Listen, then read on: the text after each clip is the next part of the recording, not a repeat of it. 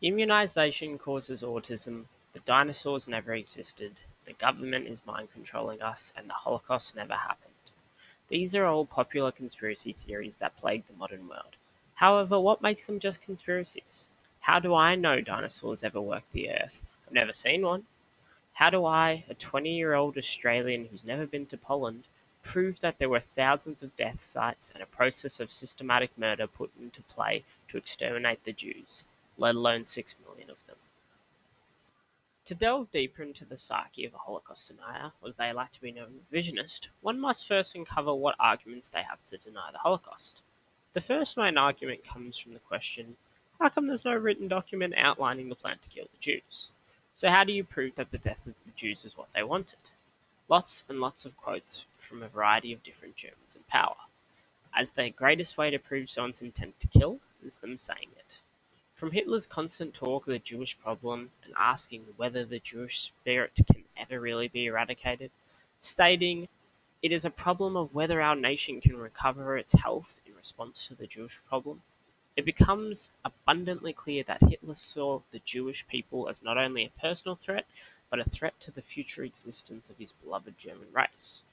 Now, one could argue that this was perhaps Hitler being over the top and dramatic.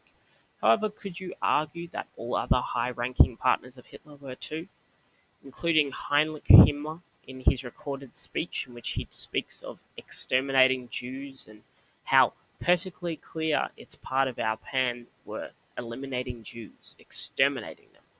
Was Rudolf Höss's claim that all Jews without exception are to be destroyed from his memoirs the same? All three seem to share an overwhelmingly similar view towards the Jews, with Hoss claiming that the Jews are the external enemy of the German people and must be exterminated. All Jews within our reach must be annihilated during this war. If we do not succeed in destroying the biological foundation of Jewry now, then one day the Jews will destroy the German people.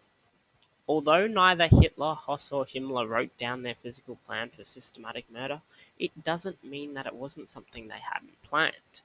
There is an overwhelming similarity in the point of view of both Hitler and Hoss, and their ideology that with the Jews came the end of the German race, something that in your position you would probably want to prevent at any cost.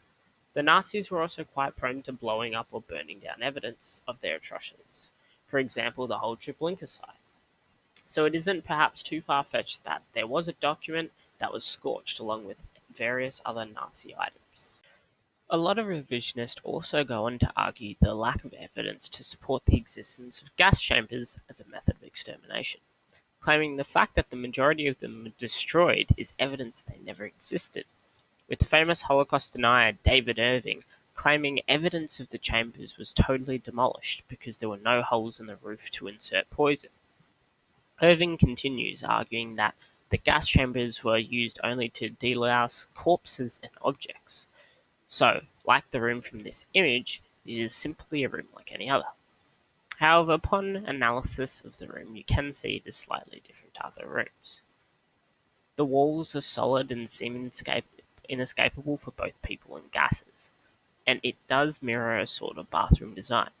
However, the biggest tell that this room was used for poisoning is that it's stained blue by the use of Zyklon B, which would leave behind a chemical compound called Prussian blue. A revisionist would argue for proof, however, that this room wasn't just for delousing, and that they weren't just made for propaganda to tell a story. In return, I would argue the overwhelming evidence in the toxicology reports. In 1945, an examination by the Institute of Judicial Expertise of Krakow sampled a hair in Auschwitz, revealing the presence of the compounds of prussic acid and the basic components of Zyklon B gas used in the gas chambers. Traces of the acid were also found in metal objects found in the hair, such as pins, clasps, and gold-plated spectacle holders. This, along with the table of one of the toxicology reports displaying the amount of CN or cyanide found on the walls, displays a rather definitive answer to the question of if there were in fact gas chambers used as a method of mass extermination. The final nail in the coffin for this argument comes in the form of the 729 metric tons of Zyklon B sold in Germany between 1942 and 1944. with 56 metric tons of it being used and sold to concentration camps.